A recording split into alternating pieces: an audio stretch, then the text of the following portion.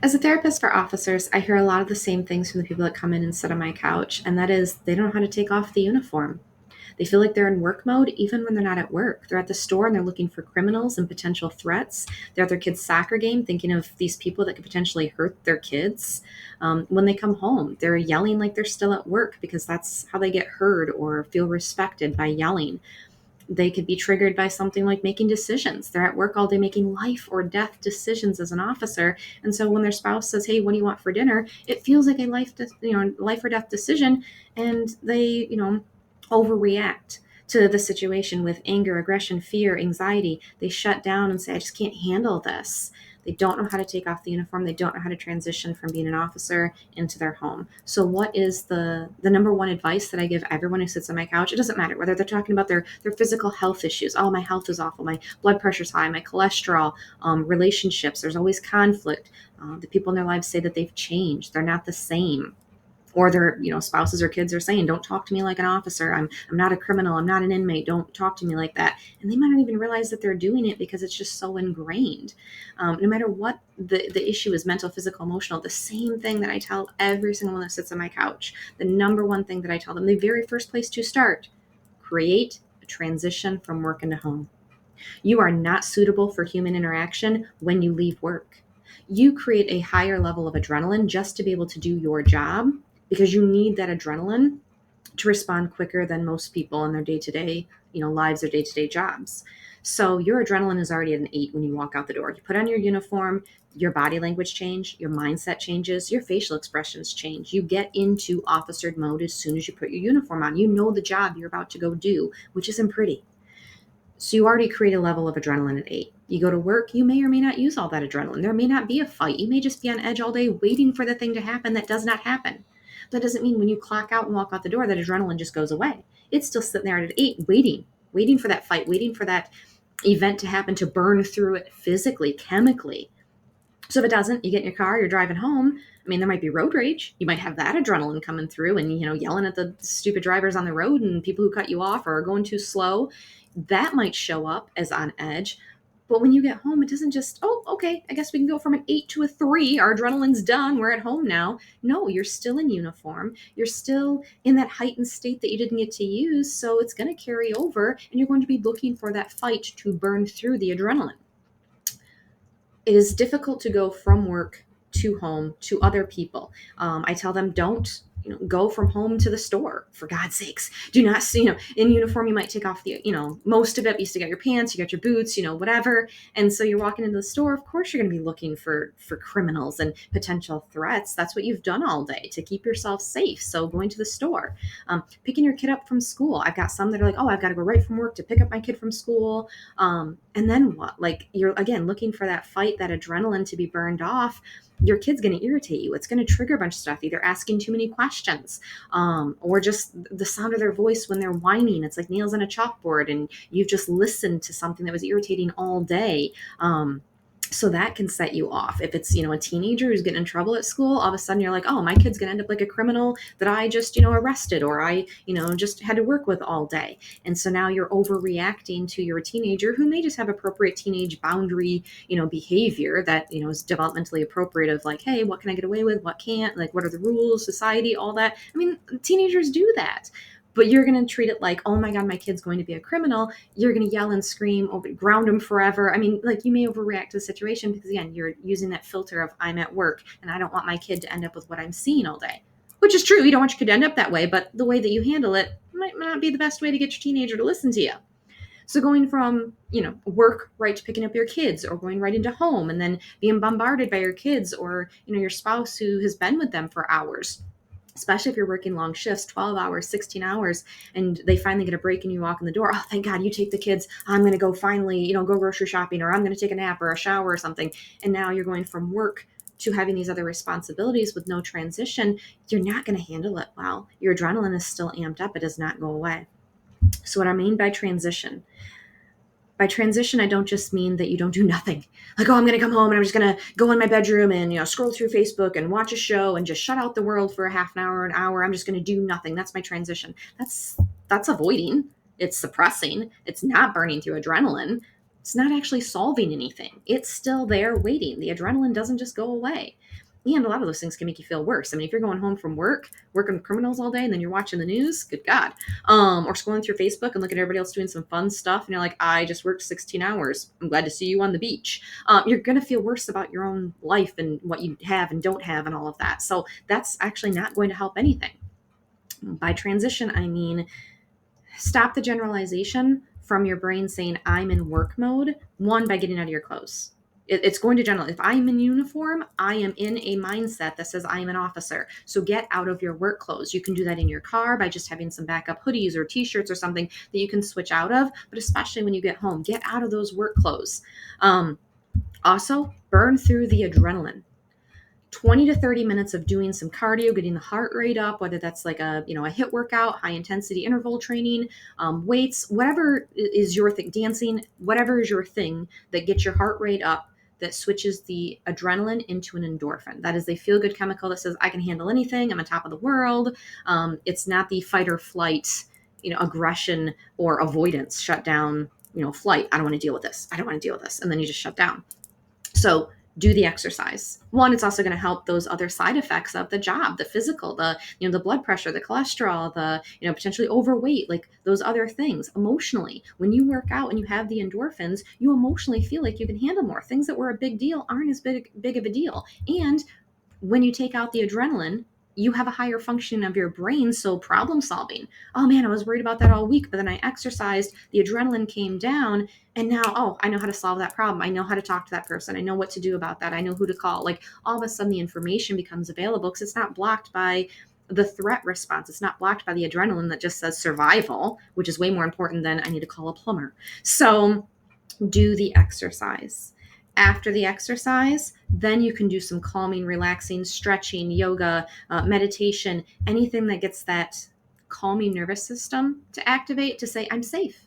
I'm safe. I don't need to stress. I'm not at work anymore. Like I'm in a safe environment. My home is a safe place. And if it's not, then it's a whole other issue and we got to deal with that. But your home should be your safe place to say, there's no threats here. I'm good. The threats at home don't need to be catastrophized by the fact that you're thinking you're in work mode. So when your spouse says, hey, what do you want for dinner? It's not a life or death decision. You can see it realistically to say, oh, the adrenaline's gone. Yeah, chicken sounds good. And you can just make that decision. So 20 to 30 minutes of exercise after you get out of the uniform, then do something relaxing. And that relaxing may just be a 5-minute hot shower. Like that just might be the relaxing that you have, especially based on time. I understand if you're working 16 hours, you don't have an hour to kill at home because you have to go to bed and get back up and go to work the next day. So even just 30 minutes, but that needs to happen before you start interacting with people in your life. Otherwise, again, you're going to stay in that officer mode. So those are some things you can do during your transition. Now, what I hear, a lot of objections, excuses, but valid, and I understand, is not having time. I don't have time to transition. I work 16 hours. I have an hour drive. I get home. I've got a window. But again, 20 to 30 minutes. What are you doing for 20 to 30 minutes when you get home? Are you getting a snack? Are you already scrolling through Facebook or watching something on YouTube that's not getting rid of the adrenaline, that is making your mood even worse? There is a wind down. Most people do not get out of work and then instantly take off their clothes and lay down and go to bed and go to sleep. There still is that wind down, whatever that looks like. I'm saying being purposeful, being strategic with the time that you have to make the most of it. And some people can't exercise before bed, so they get home from work and they're like, oh my gosh, if I work out, I'm going to be amped up. I'm not going to sleep or whatever. And I understand that, in which case, again, 20 minutes usually should not make a big enough difference that you're like, oh, I can't sleep because I walked in a treadmill for 20 minutes. That's not usually a thing. So I'm not saying work out for 2 hours and then be amped up and then not be able to sleep either. So do it within, the time frame. Another, objection that I hear is I don't need to transition because I have a long drive and that is my transition. And I question you to, where is that adrenaline going while you're driving, other than the road rage and yelling at people? But truly, where is that adrenaline going?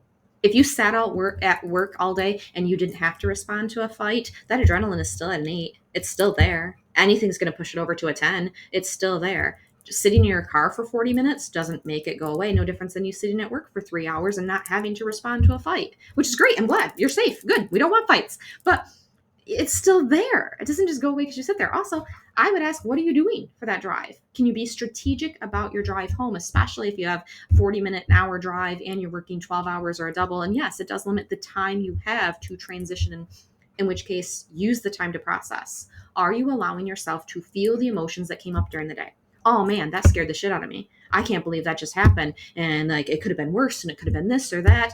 And oh man, I saw that guy get attacked, and that was really scary. Or oh, that pissed me off. I can't believe that the supervisor did that. You have emotions about the things that happened that day or the things that didn't happen, the potential. Oh man, I thought for sure. Oh, I was so amped up. Man, if that would have happened, like, and then your brain goes down that rabbit hole of the what ifs, but that still creates an emotional reaction. So are you allowing yourself to feel the emotions that got brought up during your day to day? Having to censor yourself. Oh man, I wanted to tell him off, but I would have got fired. Okay, then say what you would have wanted to say. You're in the car by yourself. Like, just talk, get it out, verbally express it. Listen to music that is in tune with your emotions. And so you can feel it through the lyrics. Music is a wonderful way of expressing emotions, to be able to express that. So I would say use your drive time to process your emotions by allowing yourself to feel them. Admit that you have emotions besides just anger. That is okay. Privacy of your own car. Ain't nobody going to judge you. It's okay to be vulnerable and say, oh my gosh, I felt scared. That doesn't make you less than. Oh wow, I was sad that that person died. It could be an inmate, could be a criminal. I don't care what their record is. That is a human being that died. And is it okay to say, oh shit, that was sad? That person has no chance of changing their life now because they are dead. That's okay to be human and feel the empathy for that, the sadness of that that's somebody's son, somebody's father. Some kid's never going to know his dad. Like, there's pieces of that warrant, and it's okay to feel empathy and sadness for the loss of a life. Makes you face your own mortality. Wow, that person was only 23 and they're dead. Like, whoa, they didn't have a life to live. They didn't get a chance. What am I doing with mine at 50 years old? Not that I'm 50, but that's an example. So looking at that, allowing yourself to feel those emotions on the drive is using that transition, that drive time. You still need to do the physical. You still got to burn through the adrenaline, but you can take the emotional side of it so that the emotions that are causing that adrenaline, the fear, the anger, the aggression, that kind of stuff, you can take, some of the wind out of those sails by actually feeling it, acknowledging, hey, I felt this way. And now you've verbally expressed what you wish you could have said. You verbally talk as if you're talking to a friend about it, or you call up a friend and you actually say, oh my God, you wouldn't believe what happened today. And that's, again, verbally expressing your emotions, allowing yourself to feel them, listening to the music and allowing it to come up. Sometimes that might be anger. Sometimes that might be sadness. You might listen to a sad song and, cry when you're driving. There's nothing wrong with that. But that helps with that transition. So it's not so amped up and powerful when you walk in the door and maybe you've been suppressing tears because, oh, it's not, strong. And I'm an officer and we don't cry because I'm in uniform and we certainly don't cry in uniform. And so then you get home and you're on the edge of tears and somebody sets you off and now you're shoving stuff down and having a more intense emotional reaction. Doesn't have to happen if you are processing on your drive. So using your drive time to decompress instead of suppress. A lot of people will use the drive time just to ignore, pretend work didn't happen, leave work at the door. I'm not taking it home because I'm not talking about it and thinking about it. Okay, well, it's still there in your subconscious. It still happened. Your emotional brain knows it felt some shit about work. It doesn't matter if you say, I'm not going to talk about it and I'm not going to think about it. I'm going to shove it behind a dam until the dam breaks. And then you're sitting on my couch. But anyways, so the transition. The transition also is helping the brain not generalize the things that are work related, like the uniform, hence, changing the clothes. But that's also what you drink. If you want to help transition into home, then you've got to have things that are specific to home. Specific loungewear. You get home and you put on your favorite sweatpants. Like, oh, I'm in home and these are my favorite comfy sweatpants. Really helping the brain see that I'm not at work anymore. Music. A lot of people, well, officers who work in prison don't really get to listen to a lot of music. There's not like an intercom of like, hey, there's a really good jams. Police officers in cars, might have a little more, leeway as to the music they listen to. So again, what music are you listening to? Drinks, right? Like you have potentially your mug that you take to work, for coffee, you drink coffee at work, or you have an energy drink to help you get through the day. Then don't be drinking that when you get home. Separate it and say, when I get home, that's my iced tea. That's my lemonade. That's some, Gatorade because I just worked out and, it's going to, help hydrate me. So having a different drink, non-alcoholic. Okay. We already talked about in other videos of how alcohol is not going to help a damn thing. So non-alcoholic beverage to say I'm at home. I use a completely different mug. I have a different coffee cup. I'm at home. Don't do the same thing you would if you were at work or working that day. So again, not bringing work home. Don't have the same routine. Don't have the same cup. Don't have the same black and gray clothes on your day off. That's also a transition into your day off. If you stay in officer mode, I'm going to wear black to work and then I'm going to wear black on my day off. And I use the same, coffee mug and the same cup. And, I make the same drink and I have the same breakfast as if I was going to work. Your brain doesn't know you're not going to work. And you already wake up with a higher level of adrenaline. So now you're just adding to that. So to transition into a day off, do something different. And that's, again, y'all don't sleep enough. So I'm sure it's like, oh, I could not set an alarm. I'm going to sleep in by, 2 hours or something. And that's fine too, if you have the ability to do that. But even just shifting it by 30 minutes, I'm going to wake up 30 minutes earlier or 30 minutes later. And I'm going to, have a slower start instead of a rushed, I got to get out the door and get to work. I'm going to like sit outside and get some sun while I drink, your coffee in a different mug, or not even drinking coffee. Starting your day with a smoothie, for energy. So things you can do that do not generalize and just copy your workday on your day off will also help with that transition. So again, you're not in officer mode all the time. Look for the things that are different, not the things that are the same. So even if you're at the store and you're like, ooh, I know that behavior makes them a potential criminal, or they were clearly in the joint. I can tell by the way that they're dressed or their tattoos or whatever. Like, I don't care what that is. You are at the store and you are not at work. So look for the things that are different. Oh, I'm here and I got, a headphone in, listening to some music on my phone while I'm shopping. I don't get to do that at work. That's different. Oh, look, I'm in, sweatpants and a, bright blue shirt. That's different than when I'm at work. So looking for the differences instead of the similarities can also help break that generalization in the brain that keeps you in work mode when you're not at work anymore. So, number one thing, transition, make a space for it. Don't use excuses like you don't have time. You got 20 to 30 minutes. I know you do. And it will help in every area of your life. If you're looking for more resources, check out my book, Stop Letting the Job Become Your Life: How to Survive Working in a High Trauma Environment Without Losing Yourself. It's available on Amazon. You can also visit my website where you'll find free downloads, blog posts, information on the Terra P90, a device that activates your calming nervous system, a national providers list of therapists who specialize in working with officers and first responders, and you can sign up for my monthly newsletter. Check out the link in the description.